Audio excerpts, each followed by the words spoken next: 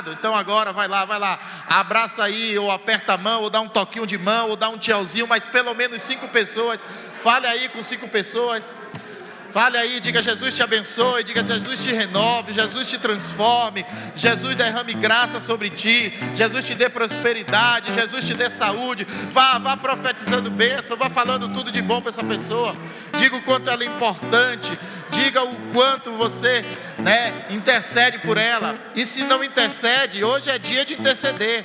Procura saber o nome dela, pergunta qual o seu nome.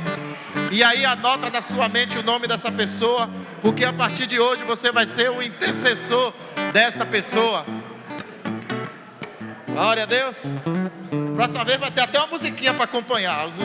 Os músicos vão até cantar uma musiquinha enquanto a gente se cumprimenta, né? Glória a Deus. Amém. Que bom que você está aqui, que bom que você veio. Hoje é domingo. Domingo no inglês é Sunday, que quer dizer dia do sol, né? Aí alguns dizem, é dia do sol, mas é no sentido de que Jesus é o sol da justiça. Então domingo é o dia da gente buscar a este Senhor, a este sol da justiça, a esse que traz luz sobre o mundo e dissipa todas as trevas. Então todos os dias nós buscamos a Deus, mas domingo é um dia especial. Nós vivemos num país ocidental em que a maioria das empresas fecham no domingo. E aí, ao invés da gente só focar, vou cuidar, vou lavar roupa, vou fazer isso, faz, meu irmão, mas tira 2 horinhas, pelo menos 2 horinhas, e diz assim, eu vou pelo menos para a igreja de manhã, eu vou à igreja à noite, mas venha adorar, faça isso, amém? Vamos pegar nossas Bíblias, no livro de Efésios capítulo 4, e eu creio que hoje a gente consiga, ir até o versículo 7, então vamos abrir aí no capítulo 4 de Efésios 4, verso 4 ao 7. Vou ler do 3 ao 7, que semana passada eu falei bem pouquinho sobre o 3, hoje ele serve de introdução para o 4. Do 3 ao 7, acharam aí Efésios 4? Vou ler aqui. Procurando guardar a unidade do Espírito pelo vínculo a um só corpo e um só Espírito, como também foste chamado em uma só esperança da vossa, um só Senhor, uma só fé, um só Deus e Pai, o qual é sobre todos, e por todos e em todos, mas a graça foi dada a cada um de nós, segundo a medida do dom de... Feche seus olhos por um instante. Meu Deus e meu Pai, nós queremos dizer obrigado. Obrigado por essa palavra, por esses versículos, que serão transformados em nossas vidas como pães e peixes e multiplicados. E nós teremos, ó Pai, como alimentar aqueles que têm fome e sede, porque de nós, ó Pai, sairá esse alimento espiritual. Em o nome de Jesus. Por favor, tome assento.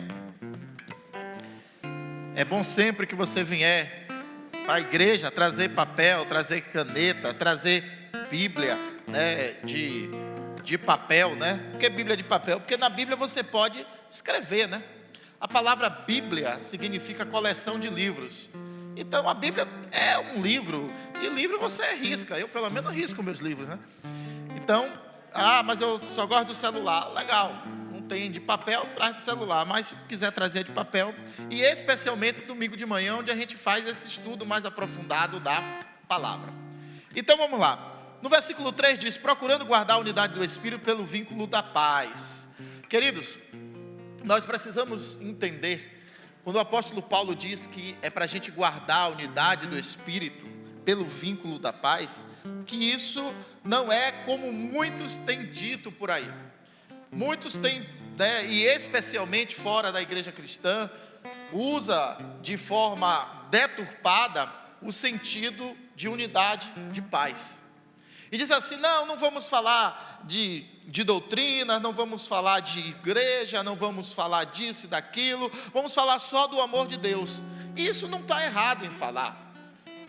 Agora, o sentido que você vai dar a esse falar do amor é que vai ser a diferença.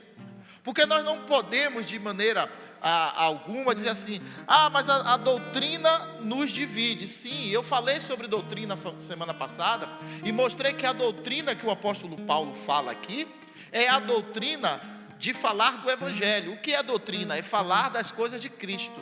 Então, doutrinar alguém no cristianismo não é doutrinar na filosofia batista, pentecostal, assembleana, adventista. Não é isso. Isso são doutrinas de homens. Mas é doutrinar a pessoa no Evangelho de Cristo. Então, falar de doutrina é falar do Evangelho, é falar do que Cristo fez para nos salvar. Então, a gente não pode dizer assim: mas eu não vou falar de doutrina, porque a doutrina da paz, ela perpassa pela doutrina do Evangelho, ou seja, ela perpassa pela cruz. Só pode haver paz em Jesus, porque é pelo sangue dele que nós temos acesso a Deus, e Deus é Deus de paz. A falsa paz do mundo, o Brasil, por exemplo, se a gente falar assim: não, o Brasil é um país de paz, o Brasil não se envolve em guerra, né? Graças a Deus. O Brasil, quando envia alguém para uma situação de guerra, é para gerar paz naquele país, né? Como os Boina Azul que estão lá no Haiti e às vezes solicitados em outros locais. Mas será que no Brasil nós estamos realmente em paz?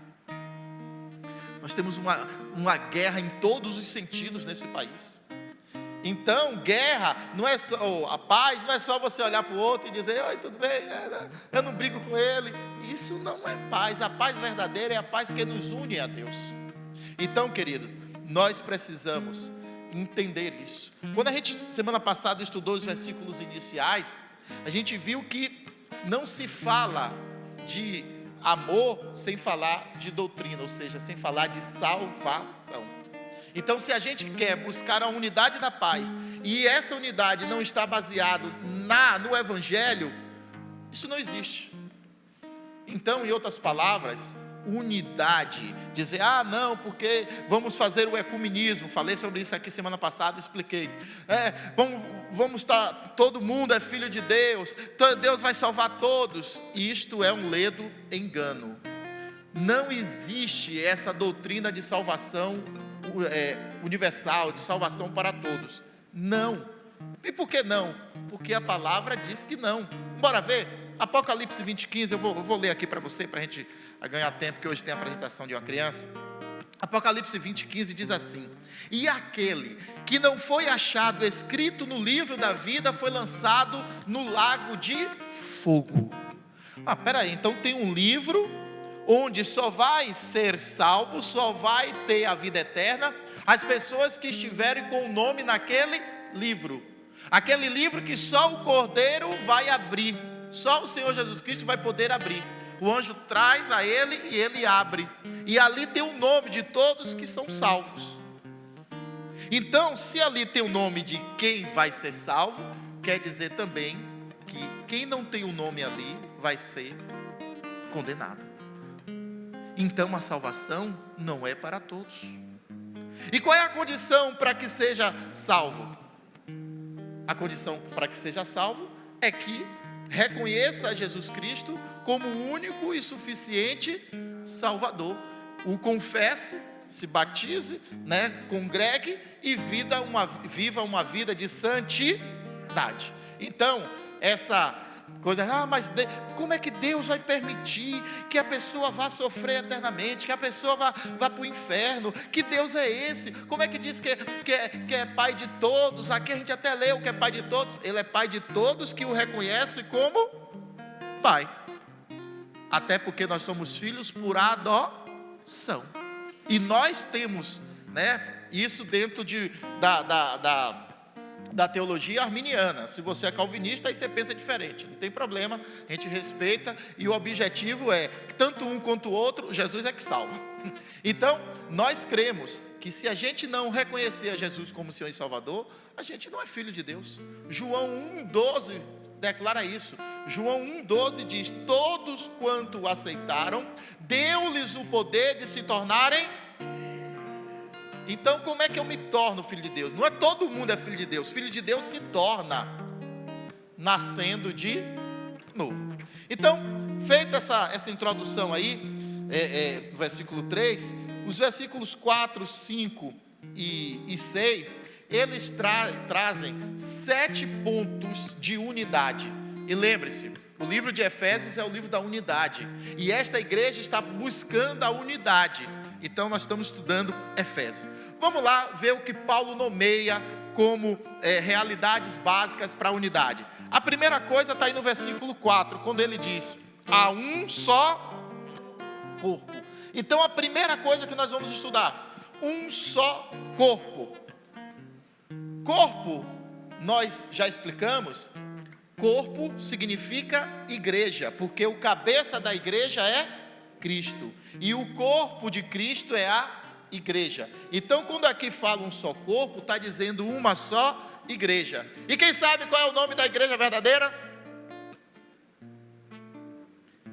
Graças a Deus o povo já sabe que não é uma igreja fundada por homem, não é a CCCO a igreja verdadeira, não é a igreja A, B, C, D a igreja verdadeira, não é a igreja romana a igreja verdadeira.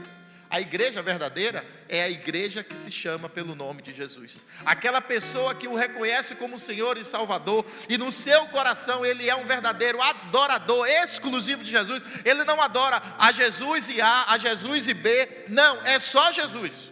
Porque há um só mediador entre Deus e os homens, a saber, Jesus Cristo. Não tem nenhum outro mediador. Se você acredita nisso, eu te respeito, mas eu quero te dizer, procure na Bíblia, se há alguém que possa interceder por nós, a não ser o próprio Deus, na figura do Senhor Jesus Cristo e na figura do Espírito Santo, que intercede por nós com gemidos.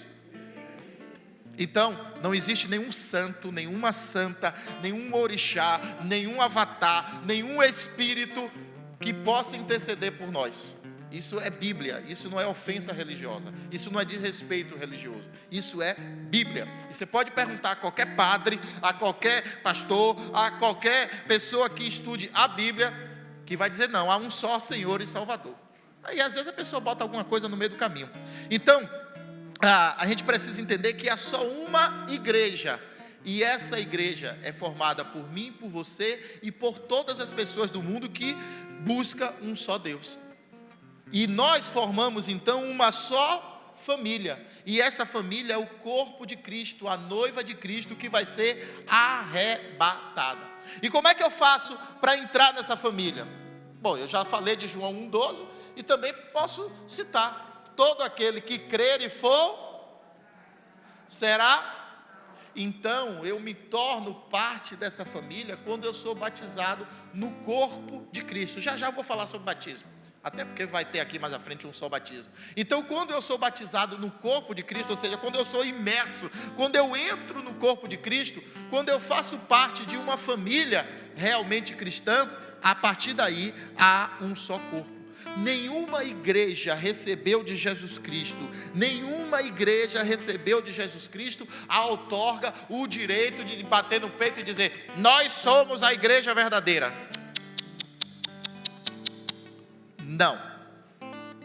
Até porque a igreja nominada mais antiga que existe, sim, é a igreja romana.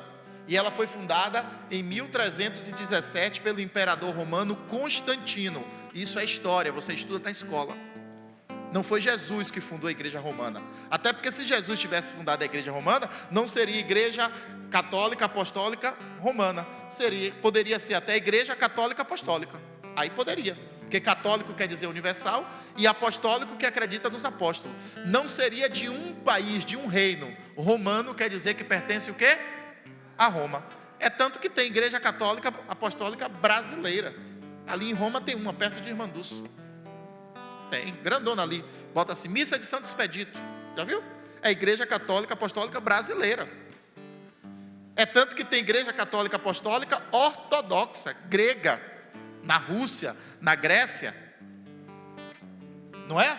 Então, é tanto que existe também a igreja anglicana, que é do reino da Grã-Bretanha, Bretanha, do reino da rainha mais velha do mundo, e que já reinou mais tempo em todo o mundo, que é a rainha da Inglaterra.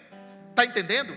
Então não existe nenhuma igreja: nós somos a verdadeira igreja. Não, a verdadeira igreja é o corpo de Jesus Cristo, somos todos nós.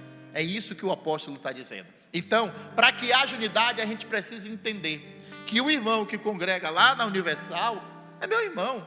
Ah, mas eu não concordo com a doutrina. É verdade, a doutrina humana a gente pode até discordar, mas se ele tem a Jesus Cristo como Senhor e Salvador do coração dele, ele vai para o céu igualzinho a mim, igualzinho a você. Amém? O irmão lá da Pentecostal, o irmão lá da igreja luterana, super tradicional, vai para o céu, meu. Não é placa. Essas doutrinas, mas porque lá não pode usar brinco, não interessa. No céu ninguém vai entrar de brinco.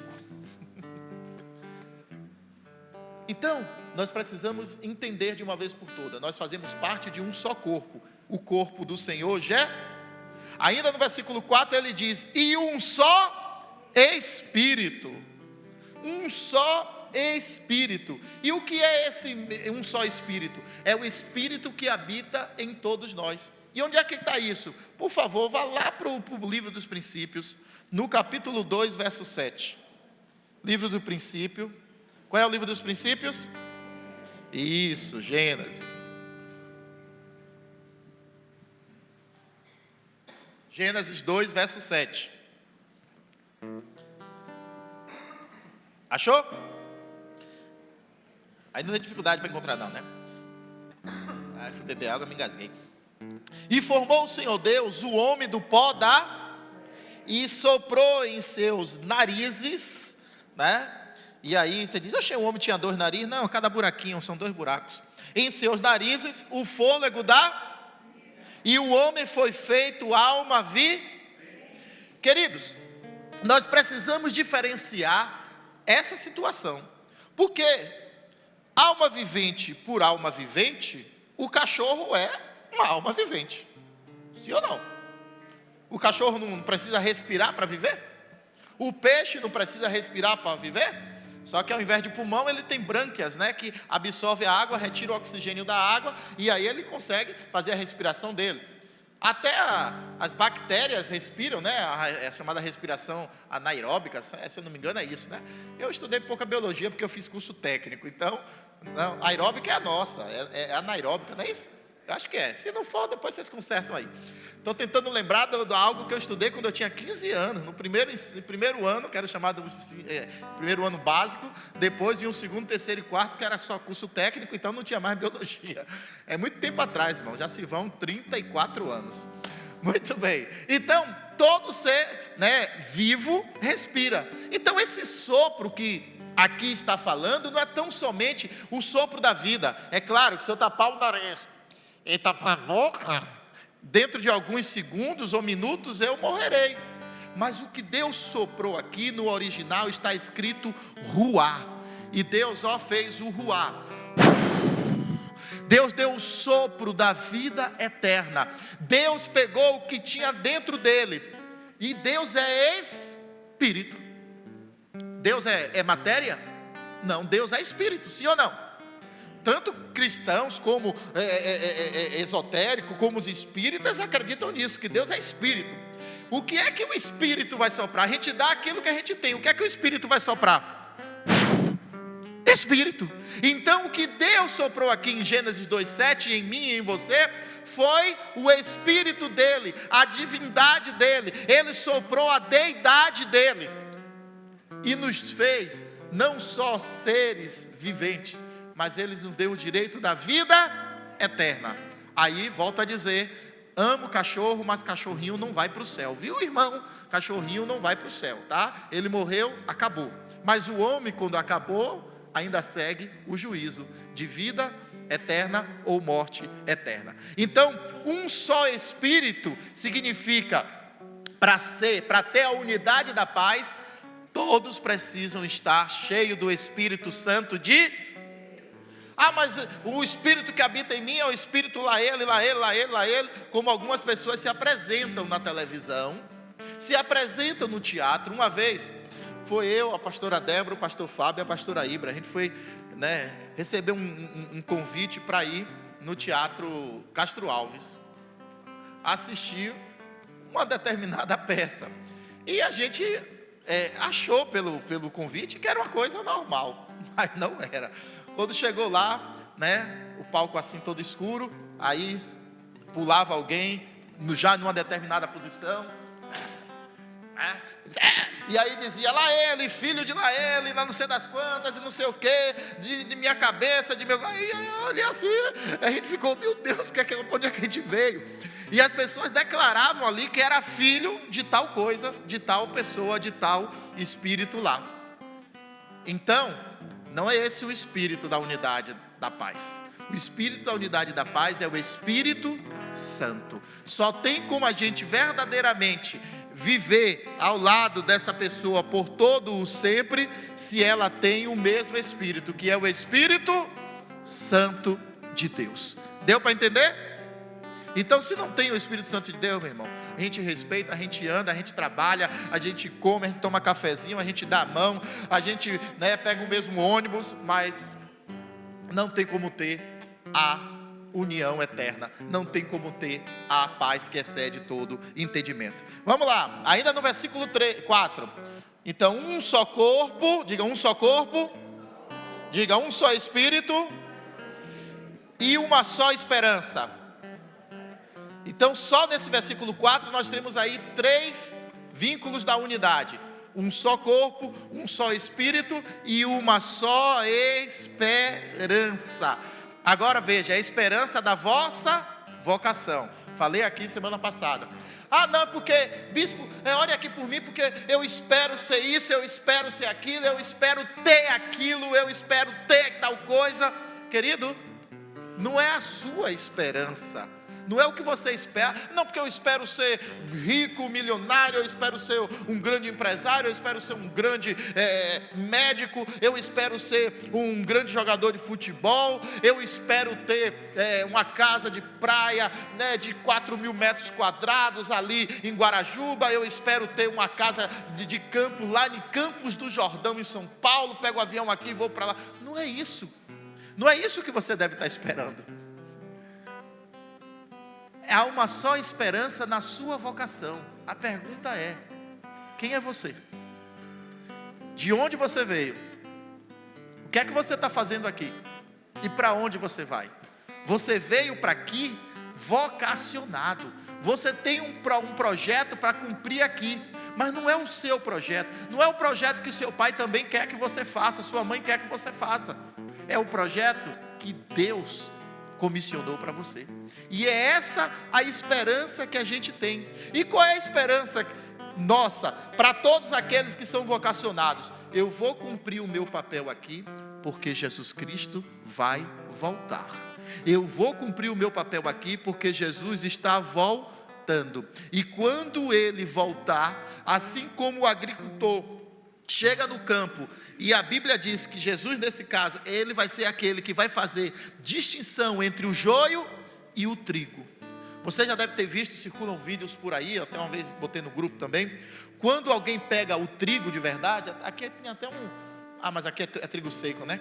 A gente vai botar aqui de noite para renovação de laço. Quando você pega o trigo, e você pega e amassa assim na mão, é como milho alpiste. Pronto, a melhor forma para a gente entender, já que no Brasil aqui, Nordeste, a Bahia, Salvador não é produtor de trigo, mas a maioria dos meninos aí, pelo menos, quando foi menino, aí Bruno dizendo lá enganou, brincava com o passarinho. Quando você pega um milho alpiste e você espreme assim na mão, o que é que sai? O grão que é o alpiste. Quando você pega o trigo e aperta ele na mão, daquela vagenzinha, sai o quê? O trigo. Pronto, melhor agora que todo mundo vai entender. Agora, período que nós temos aí farto de amendoim. Quando você pega o amendoim, a vagenzinha, e você aperta ela, o que é que tem dentro? Os grãos, os carocinhos, 2, 3, 4, às vezes encontra até um de 6, que a gente chama de bitrem, pastor Fábio? Aquele amendoinzão lindo. Pronto. Já o joio, imagine um amendoim, uma vagem de amendoim, e quando você aperta ela e abre, o que é que tem? Vento. Se você pegar o joio, se você tiver a oportunidade de ir em um local, na Argentina ou até mesmo aqui no Paraná, que tem trigo, e o joio que nasce no meio ali é igual, é a mesma cara, a mesma cor, o mesmo diâmetro, o mesmo tamanho, cresce igualzinho. Mas quando você aperta o joio, não tem nada dentro, a vagem é vazia. Então a nossa esperança é que a gente veio aqui cumprir a nossa vocação, e quando a gente cumpre a nossa vocação, a gente gera frutos, a gente recebe dons para gerar frutos. Então o Senhor Jesus Cristo vai olhar para mim e para você e vai dizer: cadê os seus frutos? Você cumpriu com a sua vocação? Então a nossa esperança é que Jesus Cristo vai voltar e vai nos levar, amém? Bora ver isso na Bíblia também? Vamos começar aqui por 1 Tessalonicenses, que é uma passagem que muitos até entendem errado. Eu já preguei sobre isso aqui. 1 Tessalonicenses 4, 16 e 17. 1 Tessalonicenses 4, 16 e 17. E é uma pregação que se faz todo o velório, né? 1 Tessalonicenses 4, versos 16 e 17. Olha o que é que diz: porque o mesmo Senhor descerá do céu com alarido, e com voz de arcanjo, e com a trombeta de Deus, e os que morreram em Cristo ressuscitarão. Depois nós, os que ficamos vivos, seremos arrebatados, juntamente com Ele nas nuvens, a encontrar o Senhor nos ares, e assim estaremos sempre com o Senhor. Você pode dar uma glória a Deus? Você pode dizer: eu vou ser arrebatado. E não se preocupe, irmão, se você morrer antes do arrebatamento, você ainda vai passar na frente de quem está vivo. Não é isso que a Bíblia diz? Que os mortos ressuscitarão primeiro. Então naquele grande dia, quando a trombeta soar, nós, aí também uma questão de fé, e eu não vou entrar aqui nessa seara no momento, né? Se estaremos na grande tribulação, ou se não estaremos, né? Não importa, nós seremos arrebatados. Essa é a nossa esperança. Quem realmente crê no arrebatamento, dá um aleluia aí. Irmãos, você precisa crer no arrebatamento. Independente de você crer que é pré-tribulacionista, meso-tribulacionista ou pós-tribulacionista, não tem jeito, vai vir Jesus Cristo. E como eu disse, já uma vez eu preguei sobre isso aqui, não vou entrar na seara. Eu era pré-tribulacionista, eu era. Mas conhecereis a verdade vos libertará. E hoje eu entendo que a gente é tribulacionista. A igreja passará pela tribulação. Mas não fique preocupado com isso não, se você pensa diferente. Isso é só um detalhe, né? Não é isso que vai nos dividir. Afinal de contas, nós cremos no mesmo Senhor e Salvador. Amém? Então, um só corpo, um só Espírito, uma só esperança, que seremos arrebatados e reinaremos com Ele eterna. Mas não posso deixar de puxar uma vírgulazinha aí e dizer: olha, irmão, esse reinar eternamente, não fique naquela ideia de que você, a gente vai morrer, ou então a gente vai ser arrebatado, vai para o céu, vai ficar a eternidade toda. Já parou para pensar nisso? Porque na cabeça de muitos, e muitas igrejas, principalmente as igrejas de origem neopentecostal, prega isso como se a gente fosse ser anjinho o tempo todo, a vida toda. Isso é reinar? Não. Então reinar é algo ativo. Reinar tem um sujeito atuante, que é o rei. E quem é o rei dos reis, Senhor dos senhores? Ele vai reinar. E vai reinar onde?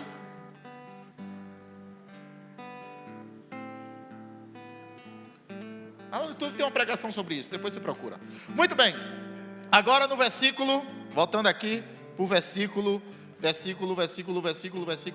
5, né? Nós já lemos o 4, deixa eu reler o 4 para quem estava dormindo aí agora acordou. Há um só corpo e um só Espírito, como também foste chamados, em uma só esperança. Então, corpo, Espírito e esperança. E no versículo 5 já começa dizendo: um só. Quem é o seu Senhor? Pronto. Nenhum líder, pastor, apóstolo, bispo, presbítero, seja lá o que for, reverendo, nenhum desses, meu irmão, é seu Senhor. Nenhum desses pode mandar e desmandar na sua vida. Um pastor, um bispo, um apóstolo, ele pode te orientar, mas ele não pode, né, ser Senhor da sua vida. O Senhor da sua vida é o Senhor Então, quem é esse Jesus? Esse Jesus é aquele que se fez homem, é o próprio Deus que se fez homem, nasceu de uma virgem chamada Maria, né? E como diz o credo apostólico, né? Foi diante de Pôncio Pilatos, foi julgado, e foi morto, e foi sepultado, mas ressuscitou, amém? Então esse é o Jesus que eu creio, que você crê. Então temos que entender isso. Um só Senhor é o Senhor Jesus, não existe outro Senhor. Ah, mas porque tal religião acredita que fulano de tal é o Senhor, é o mestre, é o isso, aquilo, o avatar, o blá blá blá. Deixa achar. Nós cristãos entendemos que só há um Senhor, que é o Senhor Jesus Cristo. E para andar com um só Senhor, precisa ter unidade, e é um negócio difícil.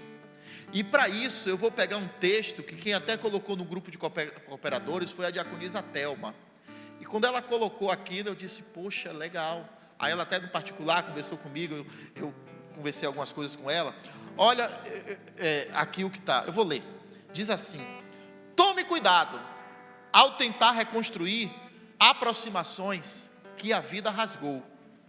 Não tem nada a ver com guardar mágoa, tem tudo a ver com guardar o coração.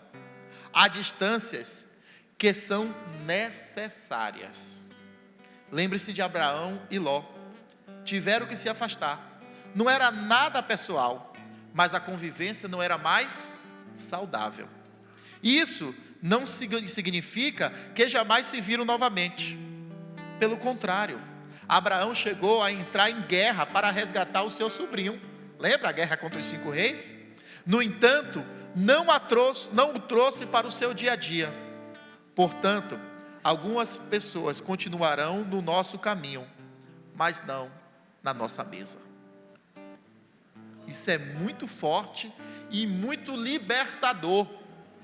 Porque quando a gente prega, como estou pregando aqui agora, unidade, diz assim, não, mas se é um só Senhor, não pode viver separado de ninguém, de não sei o quê. Queridos, uma coisa é a gente viver separado de alguém, porque a gente precisa guardar o nosso coração, mas isso não quer dizer que a gente se tornou inimigo daquela pessoa. Todas as pessoas que terminamos nos afastando, não vou dizer a pessoa se afastou de mim ou me afastei dela, por circunstância da vida nós nos afastamos, pode ter certeza que todas elas eu já procurei. Só tem um que ainda não responde, manda mensagem, não responde ainda. Passei outro dia, né, levantei a mão, Pai do Senhor, e graças a Deus tinha a irmã Lola, estava no carro comigo, e foi testemunha de que eu parei na porta onde essa pessoa estava, na igreja que essa pessoa estava, parei, disse, Pai do Senhor fulano, ele aí virou o rosto, eu engrenei a primeira e segui, e mando mensagem semanalmente para ele, eu não mando mais aquela mensagem diária, mas mando mensagem semanalmente para essa pessoa, até hoje ele não responde, visualiza, mas não responde. Então, pessoas, às vezes, como aqui diz, a gente se afasta, não dessa pessoa para, não vou mais andar com essa pessoa, não, vamos andar sim, porque independente, se não há mágoa no coração, nem meu, nem da outra pessoa, se não há mágoa no seu coração, nem da outra pessoa, não interessa onde elas estão, onde nós estamos, nós temos um só, fazemos parte de um só corpo, de uma só família, nós vamos morar no céu eternamente, e lá no céu, eternamente, e aqui na terra, reinando com Cristo, não tem mais mimimi, não tem mais mamamó, na hora que um levantar a mão, o outro não vai levantar a mão, não, vai vir, vai abraçar, e seremos sim, aí sim, uma só, um só corpo, uma só unidade. Mas às vezes distâncias são necessárias. E esse exemplo de Abraão e Ló é perfeito. Abraão e Ló. Abraão não deixou de amar Ló. Abraão não deixou de interceder por Ló. Mas ele não tinha mais como andar com Ló. Até porque Ló não queria andar com ele. Entendeu? E isso vale para todas as situações das nossas vidas, inclusive aquela situação de casamento.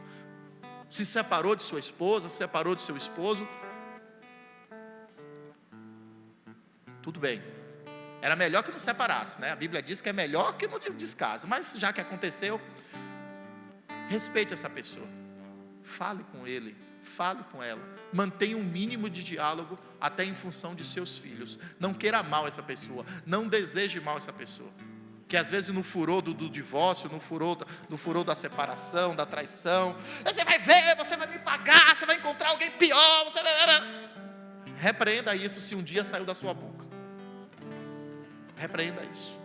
Não importa se você hoje está sozinho ou está com outra família, se essa pessoa está sozinha ou sozinho com outra família, abençoe e mantenha o diálogo. E se precisar, esteja pronto para estender a mão. Amém? Então, continuando aqui, certa vez, para você entender como a unidade cristã é difícil, alguém chegou para Gandhi, aquele personagem da Índia, e perguntou: Gandhi, qual a maior dificuldade para o cristianismo entrar aqui na Índia? E Gandhi olhou para essa pessoa e respondeu: a maior dificuldade para o cristianismo entrar na Índia são os cristãos. Pancada. E você sabe por quê? Porque hoje o que mais existe em nosso meio, especialmente na América Latina, é o subcristianismo. E aí eu peguei um texto, eu prefiro ler esse texto, pequenininho, que fala, para você entender o que é subcristianismo. E para você até fazer uma reflexão: será que eu estou vivendo, ou será que eu já vivi o subcristianismo? Veja, na verdade, o que temos visto são pessoas correndo atrás de um movimento, correndo atrás de uma igreja que lhes sirva, um lugar onde possa extrapolar suas emoções, contida pela falta de liberdade cristã. E eu quero explicar isso para você aqui. O lema da nossa igreja, se você lembra, nessa camisa nova dos cooperadores não tem não, mas na camisa azul tem. Aliás, ali a irmã Nilza está com essa camisa, né? Levanta aí, irmã Nilza, levanta aí. Pronto. Está vendo lá o que está escrito na camisa? Dá para vocês lerem? Servir é um propósito. Diga comigo: servir. Obrigado, Nilza. Servir é um propósito.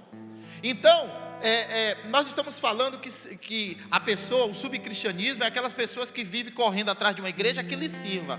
Justamente, servir é um propósito. Mas nós, na realidade, entenda bem o que eu vou falar, nós não estamos aqui para servir a pessoas, nós estamos aqui para servir ao reino. E a partir do momento que essa pessoa realmente ela se envolve no reino, a igreja passa a lhe servir, mas servir segundo o propósito dela, que eu falei ainda há pouco na esperança. A gente vê que aquela pessoa tem um chamado, a gente vê que aquela pessoa tem um propósito, e o reino de Deus vai trabalhar para que dê condições a essa pessoa de exercer o seu chamado, de exercer o seu ministério, de exercer o seu serviço na igreja. Então, se você está nessa igreja ou em qualquer outra, ou então até está pensando em sair daqui para ir para algum lugar, porque lá vai me servir, isso é subcristianismo. Aquele evangelho que fica: venha para cá e nós vamos resolver o seu problema, eu vou batalhar, eu vou tomar a sua causa, eu vou jejuar 7 dias, eu vou fazer isso, se não acontecer, eu vou comer a Bíblia, e blá blá blá, e blá blá blá. Subcristianismo. Está jogando um anzol de te servir para você e servir a eles. Cuidado. Continuando o texto. Na verdade, o que temos visto hoje é um subcristianismo, ou seja, muita gente foi evangelizada e discipulada superficialmente, e por consequência não reproduzem a essência do evangelho. É aquela pessoa que só diz assim: hoje é dia de ir para a igreja, vou buscar a minha bênção. Mas eu creio que você que está aqui, você já entendeu. Hoje eu vou para a igreja. Fale alto. Hoje eu vou para a igreja adorar ao meu Deus. Aqui é um momento de adoração coletiva, porque você adora ao nosso Deus na sua casa, você adora no seu trabalho, você adora no transporte, mas aqui a adoração é coletiva. Aqui nós nos tornamos um só corpo. Aqui nós deixamos de ser o eu e passamos a ser o nós, porque o Pai é nosso, e o pão da vida que Jesus, o pão é nosso de cada dia. Amém? Então, essas igrejas, estão cheias e elas estão ouvindo falar de Jesus. Uma coisa é você ouvir falar de Jesus e outra coisa é você ouvir Jesus. E o nosso objetivo, o seu objetivo é ouvir Jesus. Amém? Então, dentro ainda desse só faltam 2 pontos. Dentro desse tema, eu quero te fazer um desafio. Primeiro, não se acomode com os padrões desse mundo.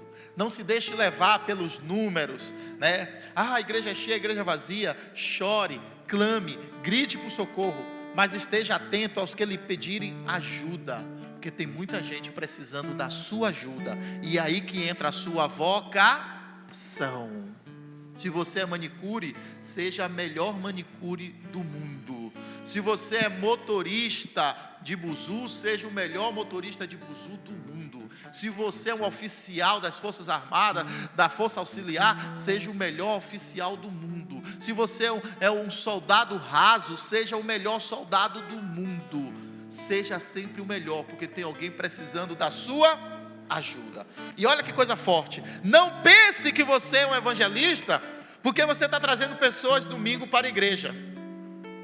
Seja um evangelista porque você leva pessoas, melhor, você leva Jesus às pessoas. Então eu não preciso trazer ninguém para a igreja? Claro que precisa, irmão, que a gente fala uma coisa aqui e a pessoa entende outra, né, irmão? Aí depois vem, bispo, é porque o senhor naquele dia falou, então vou falar bem claramente. Você não é um evangelista porque você, eu trouxe uma pessoa domingo para a igreja, glória a Deus, traga mais. Mas você é um verdadeiro evangelista. Lembra, quando a gente vai falar, e aí nas próximas semanas, esse dedo maior aqui simboliza o evangelista, é aquele que vai mais longe, ó. Se você vai tocar na parede, esse dedão aqui, ó, é o que toca primeiro. Então é quando você, um verdadeiro evangelista, é quando você leva Jesus às pessoas, é quando você toca na pessoa e diz: Jesus te ama. Um verdadeiro evangelista, um verdadeiro cristão é o que leva Jesus, e não só o que traz pessoas, porque nós já vivemos parte, e falo, eu, né, outrora, levei muitos de vocês ao subcristianismo, mas conhecereis a verdade, e a verdade vos libertará, onde vocês traziam pessoas, onde ficava lotada a igreja, sim ou não? Lembra? De um subcristianismo. Outrora fiz isso, mas graças a Deus não faço mais nem vocês, amém? Vamos lá, penúltimo, né, ponto que Paulo fala, ainda no versículo 5, a gente lê um só Senhor, agora uma só fé. Isso aí não tem muita dificuldade para explicar. A sua fé está em quem? Em Jesus. Mas eu creio em Jesus, mas também creio em A, B, C, ou eu rezo um negocinho com bolinha, eu bato um tamborzinho de vez em quando, eu faço aquilo outro, irmão. Eu vou no centro, né? Não tem nada demais. Eu sou maçom, não tem nada demais. Tem sim, irmão. É uma só fé, um só Senhor, e a fé é em Jesus. Não tem como ser cristão e outra coisa. Não existe. Cristão ou é ou não é. O cristianismo, diga comigo assim: o cristianismo é exclusivista. Acabou. Ou, se você é cristão, exclui qualquer outra possibilidade de ser qualquer outra coisa. É como, né? Pense num Bavi. Ou você é. Pronto, acabou, meu irmão. Não tem como. Se você for os dois ao mesmo tempo, você não é nenhum nem outro. Você vira folha. E cuidado que tanto a Bamô como a imbatível, as duas vão pegar você. É exclusivista. Ou é ou não é. Ou está frio ou está quente. Porque morno eu vomito. Acabou.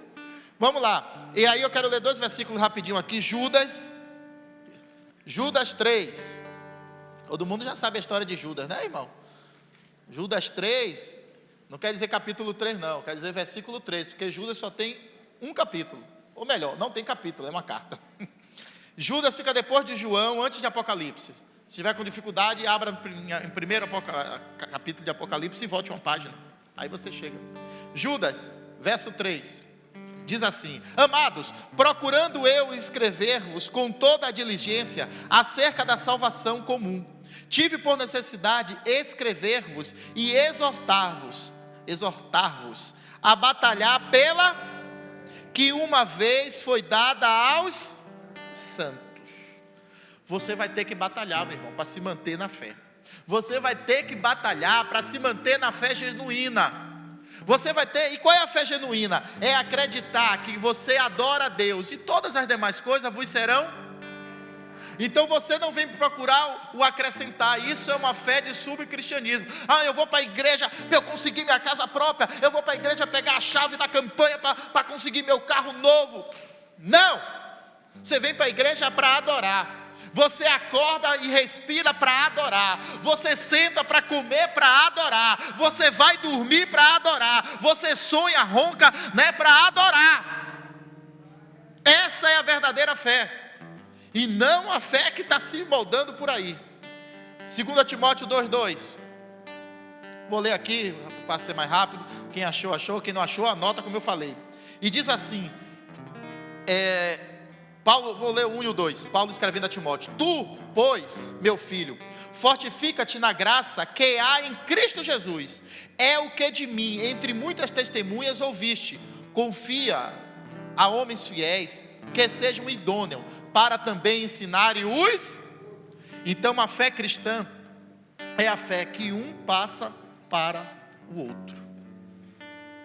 É a fé do discipulado, é a fé do apacentamento, é a fé do exemplo, é a fé que o apóstolo Paulo diz: sede meus imitadores, como eu sou de Cristo. Quem está imitando você? Especialmente você que é pai e você que é mãe. Seus filhos estão te imitando naquilo que você está fazendo? Cuidado com o que você está fazendo, porque é muito mais fácil copiar os erros do que os acertos. Então, nós entendemos que uma só fé é essa fé genuína que foi passado de Jesus para os apóstolos e dos apóstolos para toda a igreja. E agora, o último ponto que o apóstolo Paulo fala. Penúltimo. Um só o quê? Batismo. Gente, isso às vezes causa muita polêmica na igreja, porque a pessoa diz assim: eu já fui batizado em tal igreja, mas eu quero me batizar de novo. Aí entra aquela discussão: pode se batizar, não pode? Pode se batizar, não pode? Irmão, não fique focado nisso. Não fique focado também mas que tipo de batismo? Tem um batismo certo? Existem 3 tipos de batismo: o batismo por aspersão, o batismo por efusão e o batismo por imersão. A palavra, no Novo Testamento, porque não existia batismo no Antigo Testamento, irmão? Então não adianta dizer: mas eu vou lá ver no hebraico. Não tem batismo no hebraico, tá? O batismo no hebraico, entre aspas, a iniciação no judaísmo era pegando o menino e fazendo o quê? Operação de fimose, circuncidando a criança. Ali que era a forma de dizer: eu sou de Deus, do Deus de Abraão, de Isaac e de Jacó. Mas Jesus Cristo vem e tira isso da igreja dele. Quem é judeu, quer fazer, faça. Não há pecado nenhum nisso, continue fazendo. É até bom para a saúde, E se você também é cristão e quer fazer, faça. É até bom para a saúde. Mas Jesus veio e procurou a João Batista, que estava fazendo o batismo do arrependimento. E ele foi até João Batista, e João Batista o batizou. Aí entra um bocado de discussão. Não, o que João Batista batizou foi por imersão, João Batista batizou foi por efusão. Irmão, deixa eu explicar aqui para você. Batismo por aspersão é um batismo muito utilizado pela igreja presbiteriana tradicional. O que é batismo por efusão? O reverendo pega uma pecinha assim de metal com uma bolinha cheio de furinho, bota dentro da água e chega na cabeça da irmã Ana, asperge, pinga. Isso é batismo por aspersão. Está errado? Não. Se a fé da pessoa é aquela, que seja. O batismo por efusão, quem aqui toma chá de saquinho no micro-ondas? A gente não faz ali uma efusão, Então, A efusão, e é por isso a discussão de não, Jesus foi batizado por efusão. Você até entra no recipiente, você até entra na piscina, com a água aqui na cintura e fica ali em pé. Aí vem o pastor, pega uma cuia, né? Pega na água e despeja na sua cabeça, uma cuia, pronto, acabou. Isso é o batismo por efusão. Esse batismo por efusão é utilizado também na igreja romana, na igreja católica, até porque batiza criança. Então tem padre que faz aspersão e tem padre que faz efusão. Bota que tem aquela pia nas igrejas mais antigas, igreja católica, tem aquela pia, bota a criança ali com as perninhas dentro, naquela água gelada, a criança começa a chorar, né? Aí vem com aquela cuiazinha e despeja água na como é que chama? Molheira, né? Moreira, sei lá, esse negócio aqui, né? É, esse treco aí. Mas aí é um nome chique, irmão. Estou falando o nome que o povo conhece, que está com o crânio mole, está com a molheira mole. Então, vai e molha aqui, talvez por isso chame de molheira, né? Ou de molho. E aí, molha a criança aqui. Pronto, isso é o batismo por efusão. Mas a palavra batismo, que é do Novo Testamento, vem do grego, que no grego é baptizo, significa no grego mergulho, imersão. Daí que os anabatistas, que deu origem aos batistas, que disseram não, a igreja de Cristo tem que batizar por imersão, mergulho, baptizo. E aí a gente, né, numa simbologia de que morreu, afogou, enterrou a velha criatura e nasce a nova criatura em Cristo Jesus. Então, nesse movimento dos batistas, eu posso até afirmar que a grande maioria das igrejas, ainda que não tenha o nome batista, são batistas, porque veio dessa doutrina do batismo por imersão. Então todas elas têm essa raiz batista, amém? Muito bem, então Colossenses 2,12 diz assim: isso aconteceu quando vocês foram sepultados com ele no batismo, e com ele foram ressuscitados mediante a fé no poder o poder de Deus que o ressuscitou dentre os mortos. Então aqui fala, olha que coisa interessante, quando vocês foram sepultados com ele no batismo. Então o batismo, muito mais do que saber se é imersão, se teve água, se teve pouca água, é você dizer assim: eu não quero mais ser essa velha criatura. É você falar como o apóstolo Paulo falou: já não vivo, mas Cristo. Porque aí, para matar a charada, Jesus olhou para o lado e disse para aquele ex-ladrão, porque ele se arrependeu, ele matou a velha criatura: hoje mesmo estarás. Aí o ladrão disse: espera aí, soldado, me solta aqui que eu vou me batizar, depois eu morro. Não, ele não foi batizado, nem por imersão, nem por efusão, nem por aspersão. Ele não recebeu, só se foi água da chuva, né? Ele não foi batizado, mas o coração dele, ele morreu para a velha criatura. Então, não fique discutindo com ninguém: a sua igreja batiza assim, a sua igreja batiza assado. Não se preocupe com isso não, irmão. Se a pessoa morreu, a velha criatura, e realmente renasceu, né, ela vai para o céu. Uma pessoa que está na UTI, você vai molhar a cabeça dela, você vai jogar água lá? Você é doido. Mas se ela confessar Jesus ali na UTI, no último suspiro, acabou, vai para o céu. E o último ponto: um só Deus e Pai, que é o versículo 6, né? Só vou até o 6, não vou até o 7 não. Um só Deus e Pai de todos, o qual é sobre todos, por todos e em todos. Gente, isso aqui dá um seminário, porque ele está dizendo que é um só Pai, mas ele diz assim, ó: sobre todos, por todos e em todos. Isso é trindade. Isso é trindade. Deixa eu ler aqui para você. Então, Deus é sobre todos. Isso significa domínio de Deus.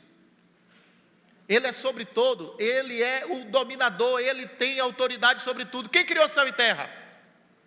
Deus. Ele é o Senhor da Antártica, Ele é o Senhor da África, Ele é o Senhor da América, Ele é o Senhor de todo o universo, porque Ele é um Deus sobre todos. Aqui também diz: Ele é um Deus que age por meio de todos. Isso implica o quê? Providência. Se alguém está passando fome, você acha que Deus vai, né? Ele até pode fazer isso, mas você acha que Deus vai se transformar, né? Ou melhor, se tornar homem e vai trazer comida para quem está passando fome? Não. E como é que Deus faz isso? Como é que Deus entra em providência? Ele toca no coração de uma filha dele. E esta filha vai e diz: olha, vim trazer aqui um alimento para você. Estive com fome e não me deste o que comer. Estive nu e não me deste de vestir.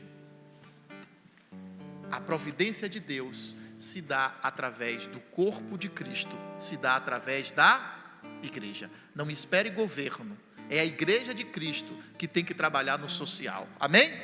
E por último, Deus está em todos, onipresença. Deus está em você?